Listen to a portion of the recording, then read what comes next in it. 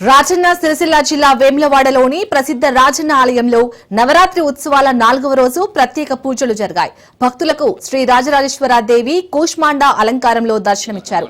ఉత్సవాల్లో భాగంగా లక్ష్మీ గణపతి స్వామికి అభిషేకం, రాజరాజేశ్వర స్వామికి ఏకాదశ రుద్రాభిషేకం, అమ్మవారికి మహాంబ్యంగనం, చతుషష్ఠి ఉపచార పూజలు నిర్వహించారు. అలాగే గాయత్రి జపాలు, హోమం, పరివార దేవతార్చనలు, పారాయణాలు, భాగవత పురాణ ప్రవచనాలు కూడా జరిగాయి. భక్తులు స్వామివారిని, అమ్మవారిని దర్శించి మొక్కులు చెల్లించారు. ఆలయ అధికారులు భక్తుల కోసం అన్ని ఏర్పాట్లు చేశారు.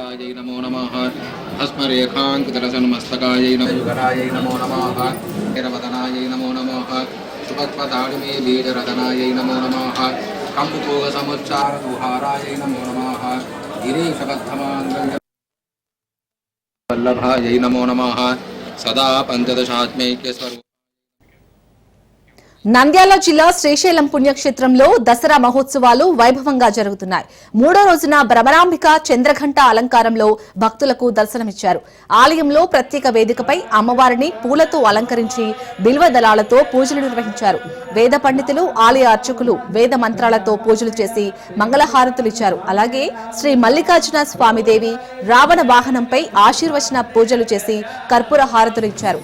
అనంతరం గ్రామోత్సవం ఘనంగా జరిగింది. కోలాటలు, కేరళ చండీ మేళం, కొమ్మకోయ నృత్యం, స్వాగత నృత్యాలు, రాజభటుల వేషాలు, బ్యాండ్ వాయిద్యాలు, చెంచు గిరిజనుల నృత్యాలు, జానపద వేషాల ప్రదర్శనలు భక్తులను ఆకట్టుకున్నాయి. ఈ కార్యక్రమంలో ఆలయ ఈవో శ్రీనివాసరావు దంపతులు, భక్తులు పాల్గొన్నారు.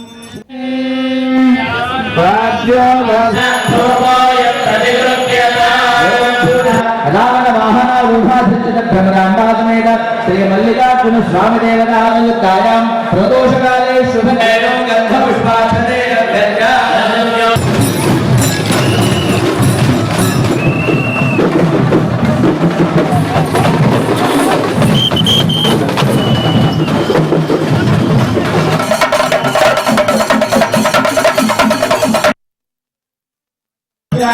जमंगहं